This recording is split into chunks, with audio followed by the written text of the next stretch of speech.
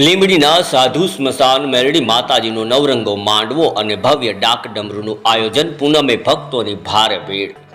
લીંબડી શહેર જેને છોટા કાશી તરીકે ઓળખવામાં આવે છે, ત્યાં ભોગોવો નદીની સામે કાંઠે આવેલા સાધુ સ્મશાન ખાતે મેલડી માતાજીના મંદિર ખાતે દર વર્ષની જેમ આ વર્ષે પણ ભવ્ય ધાર્મિક કાર્યક્રમોનું આયોજન કરવામાં આવ્યું હતું.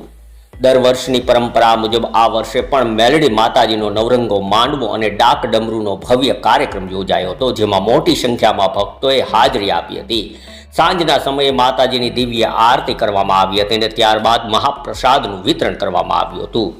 આ સ્થળે દર રવિવારે ભક્તોની ભારે શ્રદ્ધા સાથે માતાજીના દર્શન કરવા આવે છે અને તાવા કરે છે.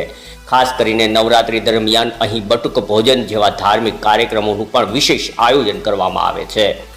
આજે પૂનમના પાવન દિવસે સાધુ સ્મશાન ખાતે મેલડી માતાજીના અને કાલ ભૈરવના દર્શન માટે ભક્તોની ભારે ભીડ જોવા મળી હતી.